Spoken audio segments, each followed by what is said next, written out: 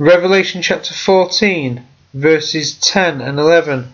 Ye shall be tormented with fire and brimstone in the presence of the holy angels, and in the presence of the Lamb, and the smoke of their torment ascends up for ever and ever.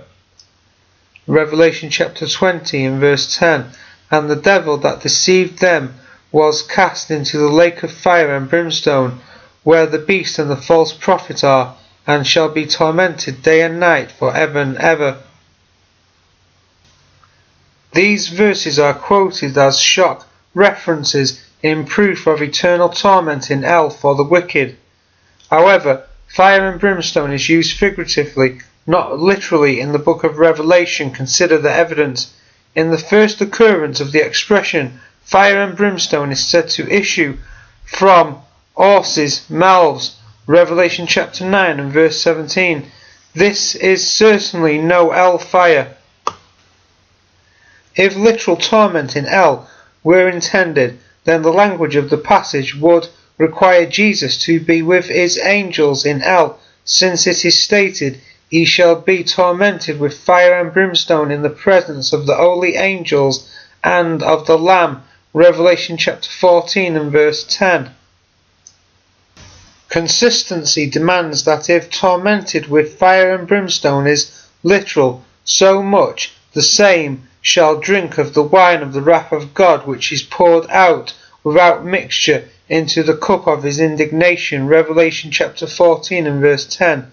But the latter is an obvious figure drawn from Jeremiah chapter 25 and verse 15. Why then insist on literal fire and brimstone? A figurative interpretation of fire and brimstone is in keeping with the general symbolic character of the book of Revelation. The woman, that great city. Revelation chapter 17 and verse 18. Water represents peoples. Revelation chapter 17 and verse 15. The Lamb, in a similar way, represents Jesus Christ. Revelation chapter 17 and verse 14.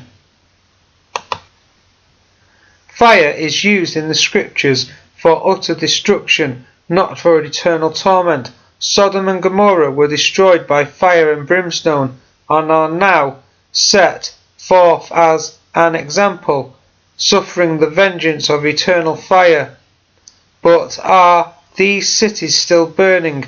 Scripture affirms that these cities were overthrown in a moment and turned to ashes, and their smoke rose up for ever and ever. Revelation chapter 19 and verse 3. This is no hell fire torment, for the scene is the destruction of Babylon the Great, and is witnessed by lamenting merchants and shipmasters. See Revelation chapter 18 verses 8 to 10, 15 and 18. The phrase forever and ever just emphasizes complete destruction. Revelation chapter 19 and verse 3 appears to draw its symbol from Isaiah chapter 34 and verse 10.